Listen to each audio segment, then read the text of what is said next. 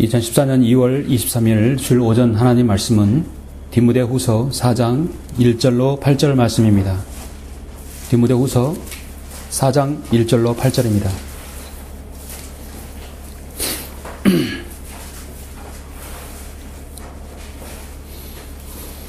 봉독해 올리겠습니다.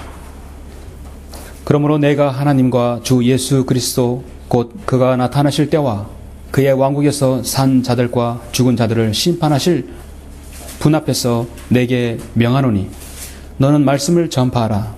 때를 얻든지 못 얻든지 항상 대비하라. 모든 오래 참음과 교리로 견책하고 책망하며 권고하라. 때가 이르르니 사람들이 건전한 교리를 견디지 못하고 그들 자신의 정욕에 따라 가려운 길을 즐겁게 해줄 선생들을 많이 두리라. 또한 그들이 그들의 길을 진리에서 돌이켜 꾸며낸 이야기로 돌리리라. 그러나 너는 모든 일에 정신을 차리고 고난을 견디며 전도자의 일을 하고 내 직무를 완수하라. 내가 이미 제물로 드릴 준비가 되어 있고 떠날 때가 이르렀도다. 내가 선한 싸움을 싸우고 달려갈 길을 마치고 믿음을 지켰으니 이후로는 나를 위하여 의의 면류관이 마련되어 있어 의로운 재판관이신 주께서 그날에 그것을 내게 주실 것이며 또 나뿐만 아니라 그의 나타나심을 사모하는 모든 사람에게도 주실 것이라. 아멘. 예. 사도 바울이 그렇게 사모했던 의의 면류관. 자, 여러분도 사모하시죠? 자, 오늘 말씀을 위해서 잠시 기도드리겠습니다. 우리의 구주가 되어주시고 우리의 소망이 되시며 우리의 위로와 힘이 되시는 위대하신 아버지 하나님 감사를 드립니다.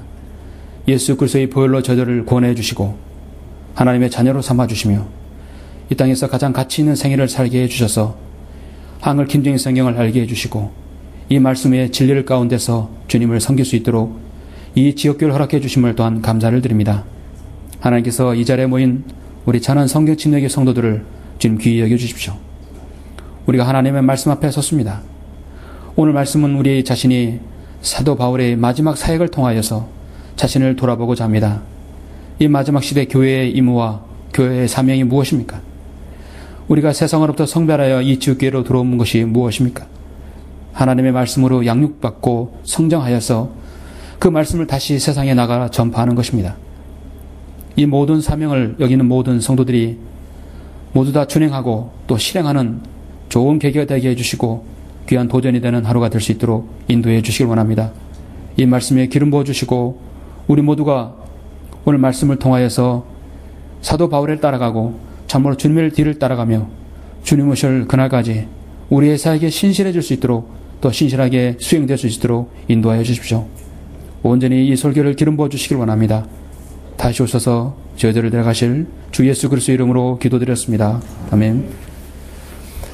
오늘 오전 설교는 내 직무를 완수하라. 내 직무를 완수하라는 제목으로 설교하고자 합니다. 5절에서 전도자의 일을 하고 내 직무를 완수하라고 했죠. 세상에는 자신의 일을 묵묵히 수행하는 사람들이 많습니다. 그 일을 하는 대가로 돈을 벌거나 어떤 명예를 얻는 것도 있지만 그거를 떠나서 모두를 위해서 공익을 위해서 자신의 일을 묵묵히 수행하는 사람들은 의외로 많습니다. 그들은 대부분 세상이 알아주지 않아도 그들에겐 사명감이 있기 때문에 때론 숙명이라고 생각하고 자신의 일을 하는 사람들이 있습니다. 때론 자신의 일을 수행하면서 다른 이들을 위해서 희생하는 사람들도 보게 됩니다. 그들을 보게 되면 가끔은 가슴이 시리고 또 먹먹하고 한없는 연민과 안타까움이 있는 사람들입니다. 저는 그러한 직업 중에서 화재를 진압하는 소방관들이 있다고 보는 것입니다. 여러분, 소방관들이 우리나라에서 처우가 OECD 국가 중에서 거의 마지막 수준에 이르릅니다. 모든 사람을 위해서 희생하는 사람들인데도 그 대우는 아주 열악합니다. 우리나라에서는 지난 5년간 소방관이 33명이 불을 끄다가 순직했다고 합니다. 5, 6, 30명, 한 해에만도 30명이 소방관들이 목숨을 잃는 것이죠. 소방관들이 순직하면 의뢰에 잇따르는 것은 1계급 특진, 훈장 추서, 1억 8천만 원 상당의 보상금, 국립묘지의 안장 같은 절차가 늘 따라다니지만 운구 행렬에 애도를 표시하며 도시 전체가 참여하는 분위기는 아닙니다. 미국은 한 명의 소방대원이 또 한 명의 경찰이 죽더라도 그 도시의 장례식이 있을 때는 운구차 하나가 지나가면 모든 도로가 완전히 통제됩니다. 심지어 묘지 이런 고속도로도 통제할 때가 있습니다. 국가와 국민을 위한 희생을 그만큼 가치 있게 여기는 나라는 무엇인가 다르죠. 미국에는 국군병원이나 경찰병원이 세계 최고의 시설을, 의료시설을 자랑합니다. 대통령이 어디 아프면 어디 병원에 뭐 존스 홉킨스 무슨 병원에도 유명한 병원이 있지만 국군병원에 가는 거예요. 왜냐하면 국군병원이 가장 시설이 좋거든요. 나라와 국가를 위해서 희생하고 그들을 위해서 몸바치는 그 병사들을 위한 군인 최고의 수준의 병원이에요. 우리나라 국군병원은 그와 반대죠. 자신의 직무를 충실히 했을 때 사람들은 그들을 알아주는 것이 어쩌면 당연한 일이기도 합니다. 세상이 알아주면 그 사람은 정말 행복한 사람입니다. 그러나 그리스도인은 자신의 직무를 충실했을 때 세상은 알아줍니까? 관심이 없습니다. 우리가 하나님의 일을 수행할 때 관심을 가진 사람은 바로 여러분 자신이며 소수이고, 그러나 하나님께서 그 일을 기억하십니다. 하나님께서는 그 일에 지대한 관심을 가지십니다. 하나님께서 한 그리스도인의 생을 관장하시고 그 사람이 구원받은 다음에 그 생을 인도하셔서 여러분의 이 지옥교회로 들어오게 하셨습니다. 우연히 오신 분은 없습니다. 어떤 형태로든 여러분의 주님의 사역에 같이 할 수 있는 특권과 기회가 여러분에게 주어집니다. 오늘 본문 말씀을 통해서 우리가 이 지옥교회에 들어온 이상 우리가 하나님의 사역에 어떤 형태로든 아까 이수영자님 기도 하셨지만 우리 모두가 동역자요, 사역자입니다. 고린도 전후서가 사역을 위한 그 책이지 않습니까? 본문 디모데 후서는 사도 바울이 죽기 직전에 마지막으로 순교하기 직전에 쓰여진 기록된 책이죠. AD 68년경이면 대부분의 신약 성경이 기록된 이유입니다. 아직까지는 요한계시록이 기록되지 않았겠지만요. 예수님의 12제자들은 모두 피를 흘려 순교했습니다. 자신의 소명을 다했습니다. 디모데후서는 정말 모든 그리스도인이 주님의 사역을 마치고 이제 주님 앞에 가기 직전에 그 승리의 장가입니다. 디모데후서의 주제는 승리의 장가입니다. 사도 베드로도 사도 바울도 자신이 달려갔기를 다 마치고 자신이 장막을 벗을 때가 임박했다는 것을 알고 있습니다. 하나님의 사역을 마칠 때는 그 사람이 죽음에 그 사람이 다시 하나님께 돌아갈 그 영이 하나님께 회수될 그날을 알고 대부분 있습니다. 사도 바울은 실로 본문에서 말씀하는 것처럼 자신이 선한 싸움을 싸웠다 하겠습니다. 나의 달려갈 길을 다 갔다고 말씀하고 있습니다. 그리고 믿음을 지켰다고 말하고 있습니다. 이제 나에게는 의의 면류관이 기다리고 있다고 말하고 있습니다. 우리의 모든 믿음의 근본 신앙, 모든 신앙의 본이 되었던 사도 바울은 교회에 이대한 유산을 남기고 갔습니다. 그리고 저 천상에서 지금은 저와 여러분을 기다리고 있습니다. 그리고 예수 그리스도 앞에서 주 예수 그리스도 또 하나님과 주 예수 그리스도가 나타나실 그분 앞에서 내게 명명한다고 말씀하고 있습니다. 사실 첫 번째는 그 이후에 영적인 아들 디모데에게 개인적으로 하시는 서신이지만 이 말씀은 지역교회에서 주님을 사역을 동역하고 직무를 감당하는 저와 여러분 모두에게 하시는 말씀이죠.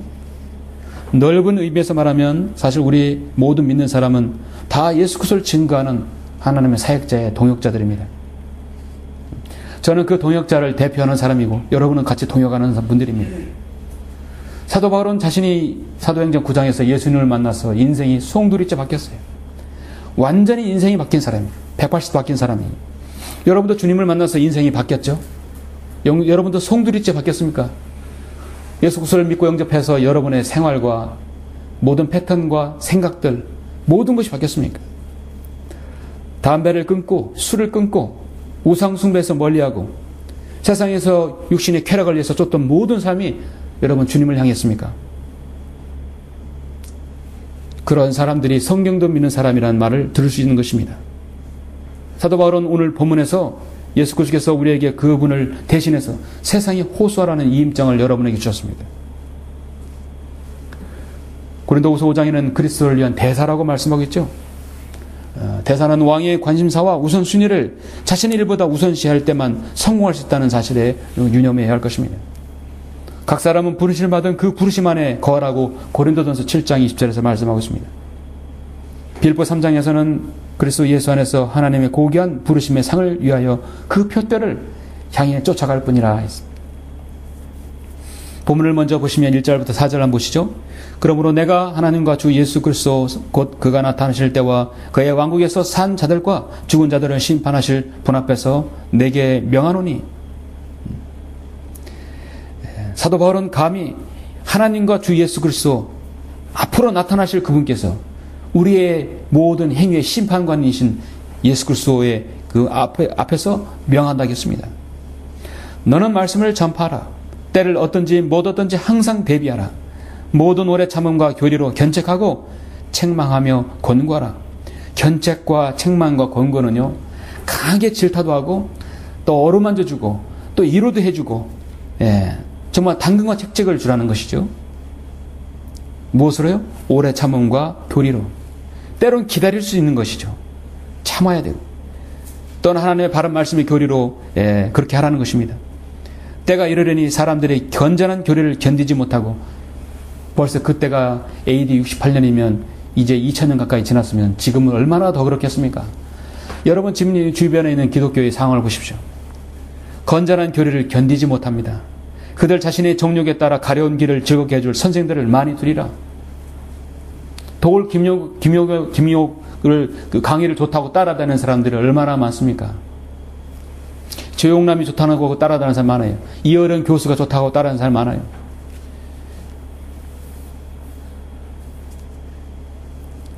그저 지난주에 우연히 그 개벽 도전이라는 여러분 증산도 그 강의를 한번 잠깐 한 10분 동안 들은 적이 있습니다. 수많은 사람들이 아무것도 않은 얘기를 그냥 뭐가 그렇게 중요하다고 노트를 필기하면서 젊은 사람들이 적는 것이에요.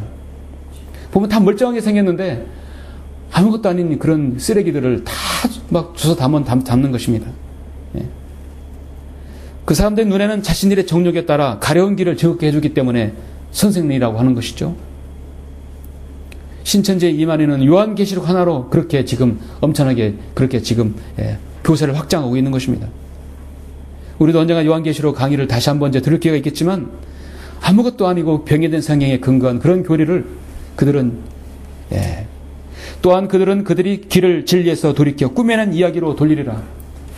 하나님 말씀의 진리를 꾸며내서 말한 것을 그대로 고지 듣고 있는 것입니다. 정말 사도 바울 때뿐만 아니라 오히려 지금 3절과 4절의 시대가 아닌가 생각합니다.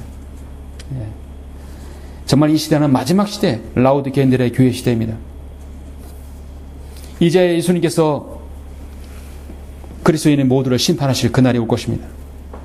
우리가 이 땅에서 주님 여러분 복음을 듣고 구원받은 이후에 지역교회로 들어오셔서 얼마나 주님을 섬겼는지에 대해서 주님은 반드시 판단하실 때가 있습니다. 그러나 너는 어찌하여 내 형제를 판단하느냐? 어찌하여 내 형제를 업신여기느냐? 우리가 모두 그리스도의 심판상 앞에 서리라. 우리는 어떤 지체, 어떤 자매, 어떤 형제에 우리가 판단할 권리가 없습니다. 그 모든 판단의 중심은 하나님께서 하시고 예수 그리스도께서 하시는 것입니다. 우리는 다만 기다리는 것이에요. 사도 바울은 선한 싸움을 싸우며 달려왔다고 고백합니다. 자신의 선한 싸움은 자신을 복음을 전할 때 핍박했던 그 저항 세력에 의해서 자신이 육신으로 나갔던 것이 아니라는 것입니다. 선한 싸움은 자신이 복음을 설득력 있게 전하고 피곤이 쌓이고 옥에가 치고 매를 맞고 굶주리고 헐벗고 춥고 강도의 위험과 바다의 위험과 이 광야의 위협이 있다 하더라도 좌절하지 않고 믿음으로 나갔던 것입니다. 그게 바로 선한 싸움입니다. 사도 바울은 정말 위대한 선한 싸움을 싸웠습니다. 자신의 예수 그리스도의 복음을 위해서 자신의 생을 다 바쳤던 사람입니다. 이 시점에서 여러분은 어떻습니까? 저는 지난주 한 주 동안에 일어난 일련의 일들을 통해서 참으로 많은 생각을 하였습니다. 감동적인 일들이 많이 있었죠? 지금 러시아 소치에서는 동계올림픽이 한창입니다. 우리 한국 선수들은 정말 불굴의 투지로 선전을 하고 있습니다. 지난주 선수들의 경기를 보면서 여러분은 깊이 생각나는 것이 있지 않습니까? 많은 선수들이 열심히 하고 또 최고의 선수들은 금메달을 따고 은메달을 따고 동메달을 땁니다. 정말 한 사람의 생애가 그토록 국민들에게 감동과 사랑을 줄 수 있는 것이구나. 다른 말은 바로 김연아 선수에 대한 이야기입니다. 김연아 선수는 밴쿠버 때 2010년대 그 꿈에도 그리던 월드컵도 되고 세계 선수권도 다 금메달 땄지만 올림픽에서는 따지 못했었죠. 밴쿠버 올림픽도 올림픽 금메달을 땄습니다. 올림픽 챔피언이에요. 김연아 선수는 올림픽 챔피언이 된 다음에 한동안 방황을 했어요. 공허했다고 했습니다. 왜냐하면 더 이상 이룰 것이 없기 때문이에요. 모든 대회를 다 석권하면서 김연아가 불모지 한국의 빙산에서 이미 스타가 되었고 스타 이전에 국민의 영웅이 되었습니다. 더 이상 이룰 것이 없이 공황 상태에 있을 때 자신이 해야 할 일이 무엇인가 알았죠. 자신이 한 번 더 재도전해서 후진을 양성하고 후배의 길을 터주는 것입니다. 그렇게 했죠. 자신의 사명이라고 생각한 것이죠.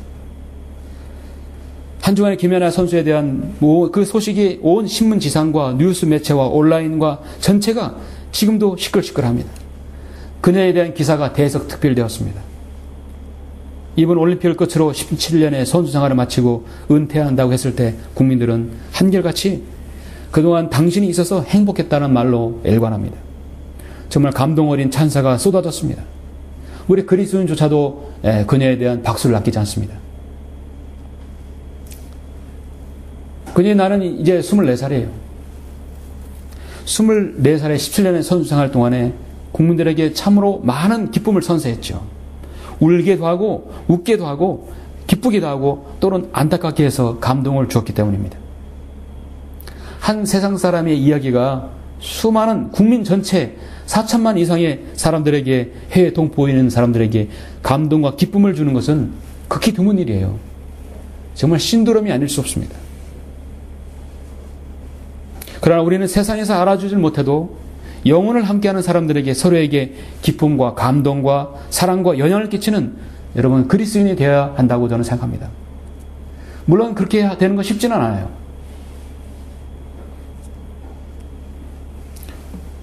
그러나 김연아 선수가 그렇게 되기까지는 얼마나 많은 피와 땀을 흘렸는지는 알 수 있습니다.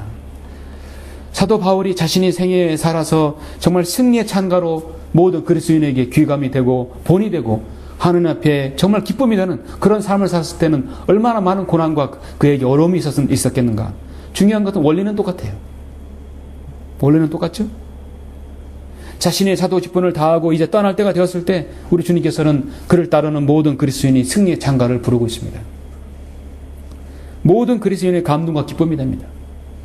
우리나라에서 뭘 잘하면 국민이라는 이름을 붙죠? 국민 여동생, 국민 연인, 국민 타자, 국민 가수, 우리나라를 대표되는 뭐가 있으면 앞에 국민이 붙어요. 그 국민들에게 기쁨과 감동을 선사했기 때문입니다.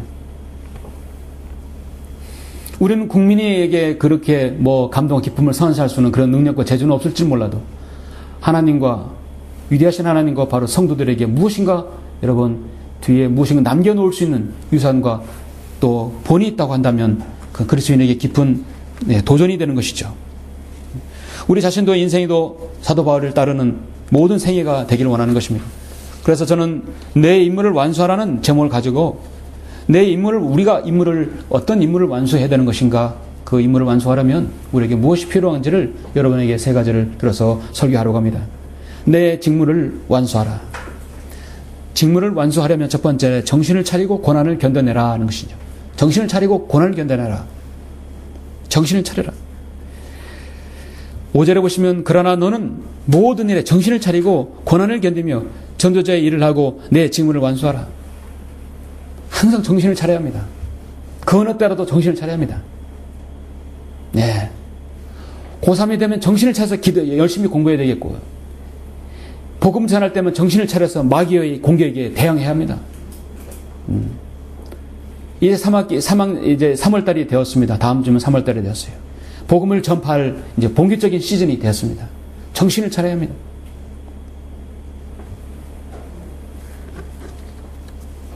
정말 정신을 차리고 고난을 견뎌야 할 것입니다.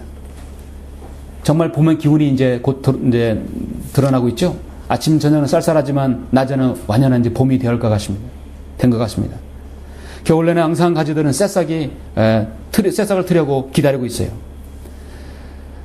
여러분은 겨울에 그 앙상한 나뭇가지, 그 메마른 검은 가지에서 봄이 되면 어떻게 거기서 또 생명이 탁 새싹이 나오는 것을 보고 한여름엔 무성한 잎이 되는 걸 보면 여러분 정말 놀랍지 않습니까? 과거에는 싹이 트나보다 이파리가 나오나보다 생각할지 모르지만 여러분 주님을 알고 여러분 정말 하나님의 그 오묘하신 자연을 관장하신 그 섭리를 안다면 여러분 그걸 한번 느껴보십시오. 봄에는 그 새싹이 타오는 걸 한번 보십시오. 생명적으로 과학적으로도요, 매서운 바람과 강한 추위를 견디지 못하는 나뭇가지는 싹이 제대로 트일 수가 없다고 합니다. 하나님께서는 여러분에게 직분을 맡기시고 정말 말씀을 전파하라. 때를 얻든지 못 얻든지 항상 대비하라. 그 말씀을 여러분에게 말씀하시면서 어떤 여러분에게 직분을 맡기실 때는 사실 어려운 일보다는 쉬운 일을 먼저 맡기십니다. 여러분이 감당할 수 있는 일부터 차근차근 맡기십니다. 한 사람의 사역자, 한 사람의 동역자, 한 사람의 거리 설교자, 한 사람의 구령자를 하나님께 세우실 때는 여러분 훈련이 필요하죠. 그래서 이 교회에서는 기초 양육 과정이 필요한 것입니다. 사도 바울은 하나님께서 쓰시기 위해서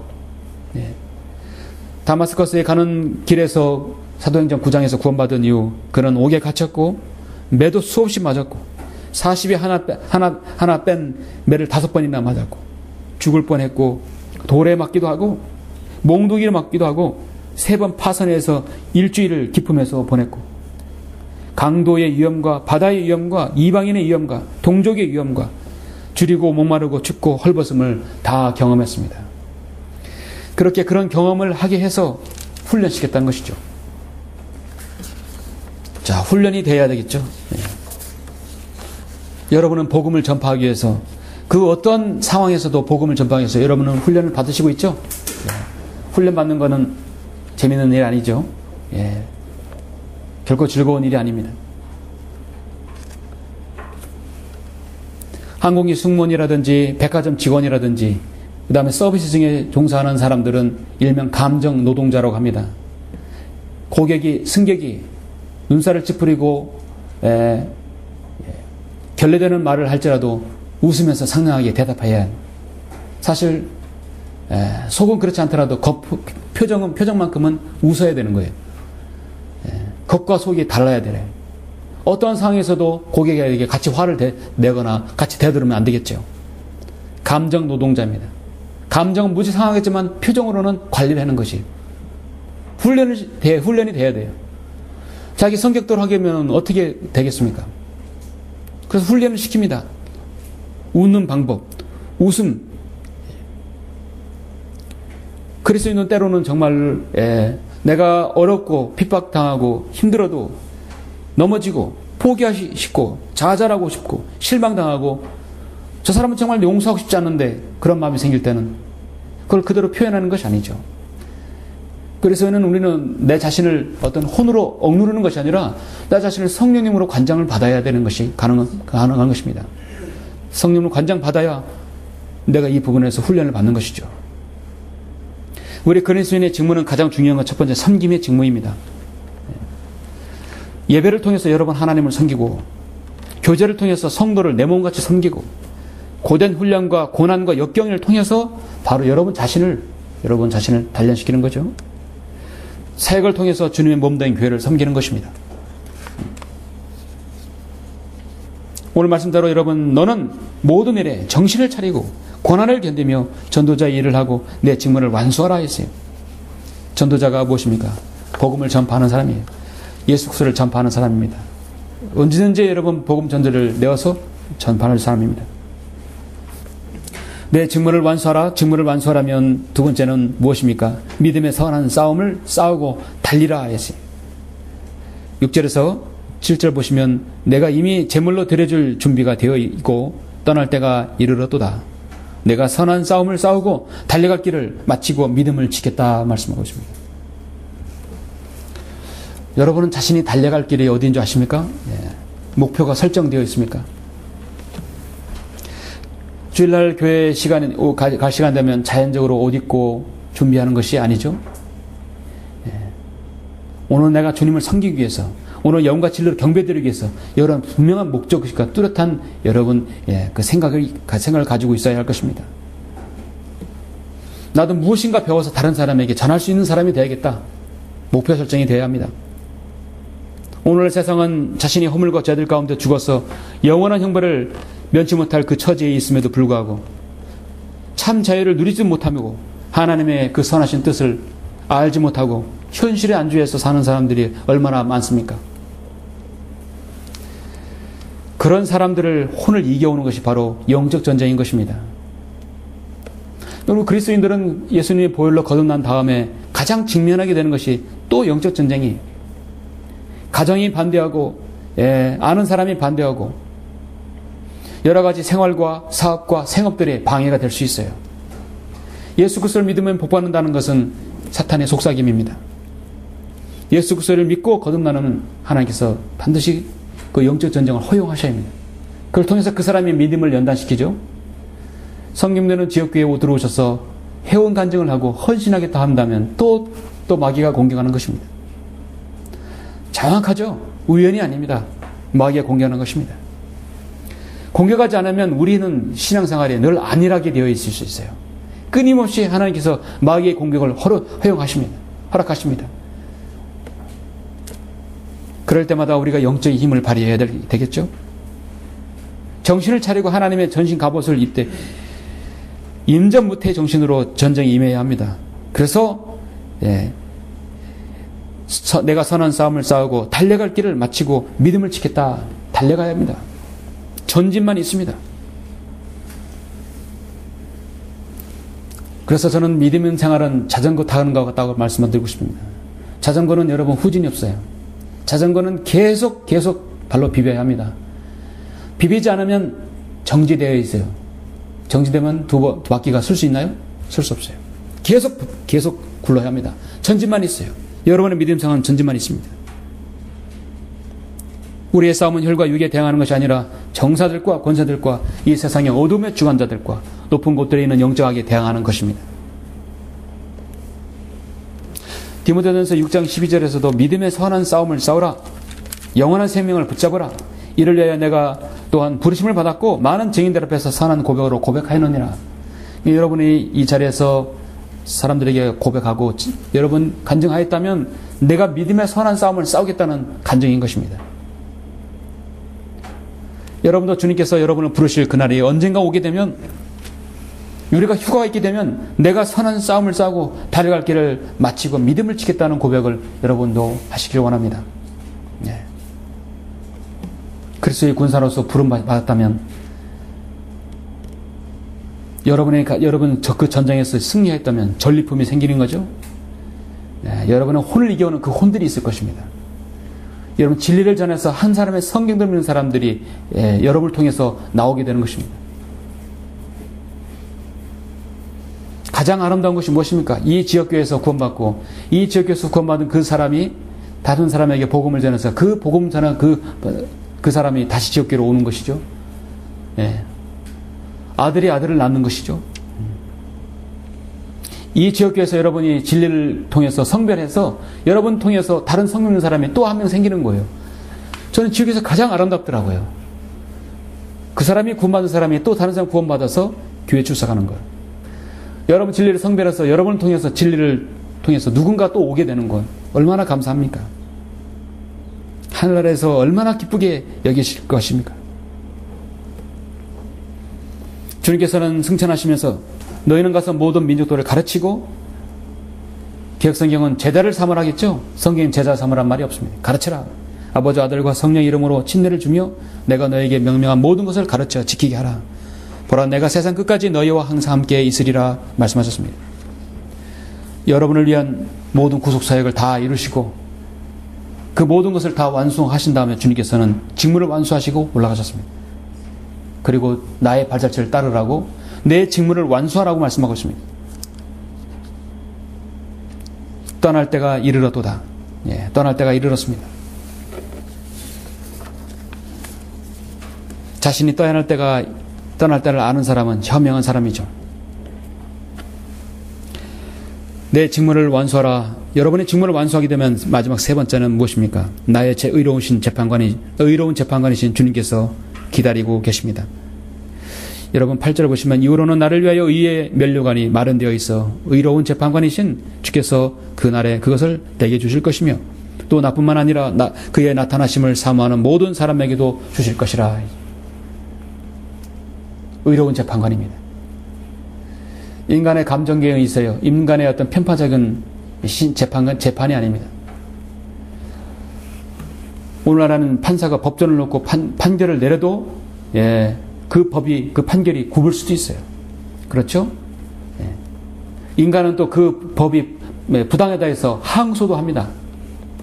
하나님께서 인간에게 내린 모든 판결은 정당하고 의롭습니다. 항상 옳고 정확합니다. 의로운 재판관이십니다. 이번 러시아 소치 올림픽의 최대 이슈가 무엇입니까? 지난주에 있었던 김연아 여러분 프리스케이팅에서 금메달감이었었지만 결국 금메달을 놓치고 말았죠. 놓친 게 아니라 제가 볼 때는 뺏겼습니다.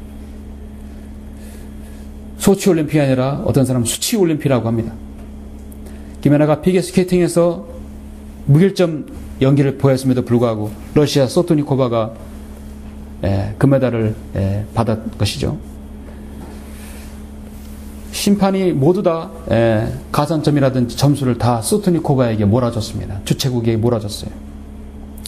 일본은 심판 자격도 없는 사람이 그 심판 자리에 섰어요. 한국 심판도 미국 심판도 그 자리에 들어가야 되는데 제외됐었어요. 정말 하나님께서는 참되시나 인간은 모두 거짓말장입니다.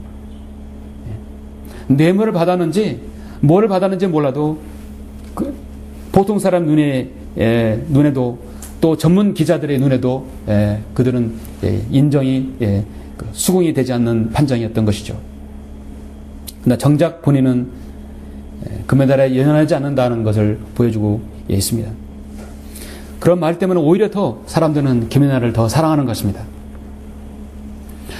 올림픽 경기는요, 많은 종목의 기록 경기입니다. 초를 다투는 것이죠. 0.01초 때문에 금은 색깔이 바뀌기도 합니다. 이번 소치 올림픽에서도 스피드 스케이팅은 대표적인 기록 경기죠. 여자 스피드 스케이팅에서 이상화 선수는 밴쿠버에서 금메달을 따고 이번 소치 올림픽에서도 대2연패를 달성했습니다. 대단한 기록이에요. 4년 동안 자신의 몸을 꾸준히 관리함으로써 그 자신의 기록을 넘어선 것이죠. 근데 이 기록 경기에서 이 이상화 선수는 올림픽 신기록이라는 말을 쓰면서 이 올림픽 신기록을 세웠어요. 어떤 기록에서 세계 최고의 기록을 세우면 세계 신기록을 세우고 또 올림픽 경기에서 올림픽 신기록을 말을 합니다. 근데 기록 경기에서 유일하게 신기록이라는 말을 쓰지 않는 경기가 있어요. 세계 신기록을 쓰지 않는 경기가 하나 있습니다. 그 경기는 저도 최근에 안 사실이지만 마라톤 경기입니다. 마라톤은요, 신기록이라는 말을 쓰지 않어요. 마라톤에서는 최고 기록만 씁니다. 왜 그러신지 아십니까? 마라톤은 매 경기 때마다 그 경기장이 다르기 때문에요. 어떤 때는 직선과 곡선도로와 오르막과 내리막이 모든 마라톤 코스마다 다르기 때문에 신기록이라는 말을 쓰지 않습니다. 다만 대회 최고 기록이라는 말을 써요. 저는 그걸 다 들을 때 많은 생각이 교차했습니다. 하나님께서 여러분 각인의 생애를 보면 모두 다 인생은 마라톤이라고 하죠. 근데 여러분 모두 다 같은 코스를 가지 않아요. 지금 험난한 코스를 가는 사람도 있고 저 내리막 가는 사람이 있고 모든 길을 통과해서 평탄한 코스를 가는 사람도 있을 거예요. 그러나 그 코스는 다 달라요. 80억, 70억 인구 모두가 다를 것입니다. 하나님께서 그 사람의 생애를 주관하는 모든 그리스도인도 그 사람의 인생의 역정, 그 믿음의 역정들은 다 다르다는 것이에요. 누구에게 최고의 상을 줄 것인가? 하나님께서는 그렇게 하지 않았어요. 모두 다 자신의 생애 최고 재림을 사모한 사람에게는 동일하게 의의 면류관을 주시는 것이에요. 너 가장 많이 기다렸으니까 너 1등 의의 면류관을 하지 않았습니다. 자신의 육신적인 모든 것들을 이기고 승리한 사람에게는 썩지 않은 면류관을 준다고 하셨고 신실한 구령자에게 주시는 자랑의 면류관 준다 했어요. 그럼 자랑의 면류관은 100명 이상만 받는 것인가? 성경 그렇게 기록되지 않았어요. 신실한 구령자에게 주신다 했어요. 주님의 재림을 기다리는 사람에게 의의 면류관을 준다 했습니다. 자, 그러면 이 세상에서 가장 주님을 잘 섬겼던 사도 바울만 의의 면류관을 받는다겠습니까? 그렇지 않습니다. 그 아들 디모데도 그렇고 바로 저와 여러분 모두 다 각기 다른 마라톤의 생애를, 그 인생에 여러분 믿음의 마라톤을 하는 여러분에게도 의의 면류관을 마라톤을 주신다겠습니다. 여러분도 사도 바울이 말하는 바로 선한 싸움을 싸우고 달려갈 길을 마치고 믿음을 지켰다. 달려갈 길을 다 여러분 마쳐야 됩니다. 믿음을 지켜야 합니다. 그러면 의로운 재판관이 주님께서 정확하게 여러분을 판별하실 것입니다. 그런데 너는 어찌하여 내 형제를 판단하느냐? 어찌하여 내 형제를 업신여기느냐?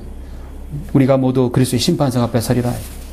우리 모두가 반드시 그리스도의 심판석 앞에 나아가서 선이든지 악이든지 각자 자기가 행한 것에 따라 자기 몸으로 행한 것들을 받을 것이기 때문이라 말씀합니다. 여러분이 정말 주님 앞에 갔을 때 자랑스럽게 할 수 있는 말, 내가 주님께 참으로 나는 무익한 종입니다. 주님께 하신 그 모든 명령들을 내가 신실하게 내가 말없이 수행했습니다라고 여러분 고백할 수 있겠습니까? 우리 모두는 다 그렇게 결산을 준비해야 할 것입니다. 지혜로운 성도는 언제나 자신의 인생의 때를 바로 알고 살아가는 사람이죠. 떠날 때가 됐는데 계속 머뭇거리려고 하는 사람, 1시간도 5분이라 더 살라고 산소호흡기를 대려고 하는 사람, 어떻게 보면 좀 무의미할 수 있죠.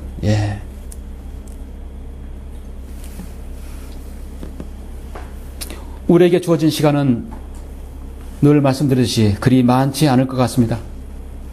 1년이 될지 10개월이 될지 5개월이 될지 아니면 올 5월달이 될지, 꽃이 피고 나비가 있고 주님께서 나의 어여쁜 자야 일어나 떠나자, 올 봄에 여러분은 하나님께 부를지도 모르는 것입니다. 그러나 나의 달려갈 길을 다 마쳤다는 여러분 그 고백이 우리에게 있어야 할 것입니다.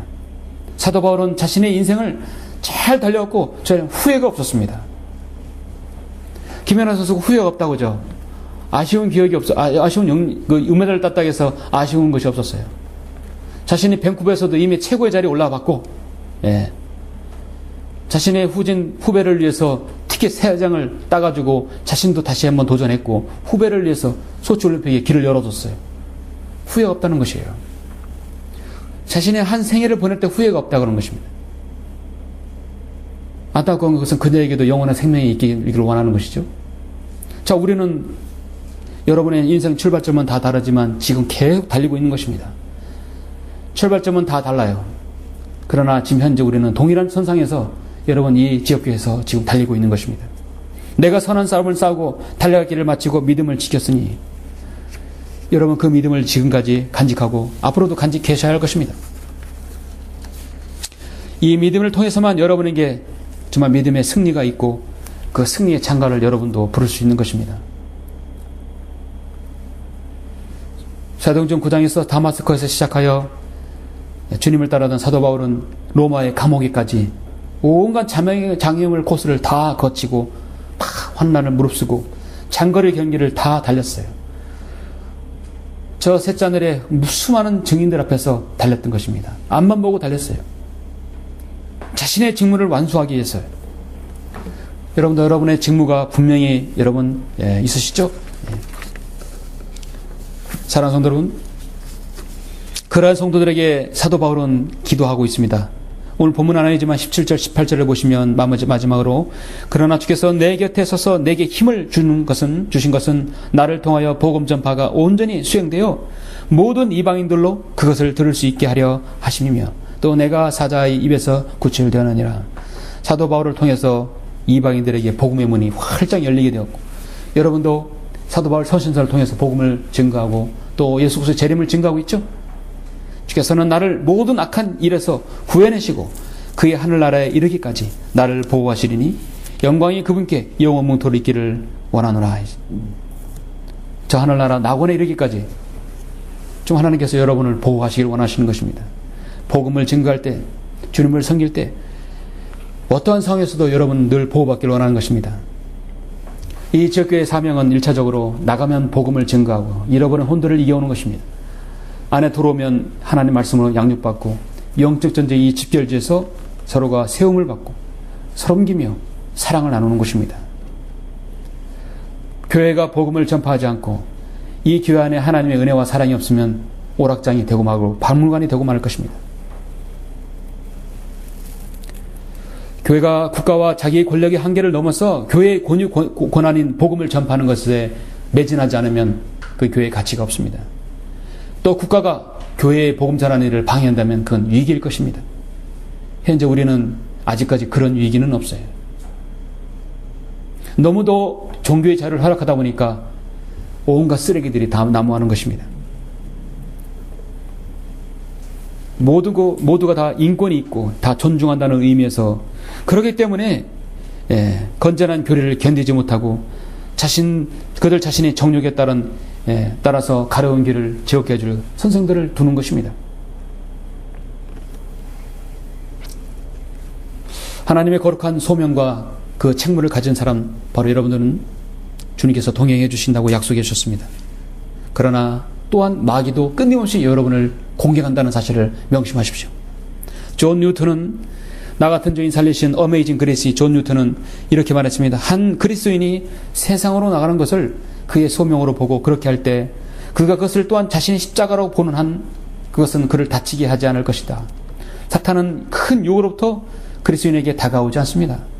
건조되지 않는 통나무와 촛불은 함께 두어도 안전할지 모릅니다. 하지만 몇 조각의 부스러기를 가지고 오고 나서 작은 나뭇가지를 그 다음에 더 큰 나뭇가지를 가져온다면 당신은 그 건조되지 않는 통나무를 재로 만들게 될 것입니다.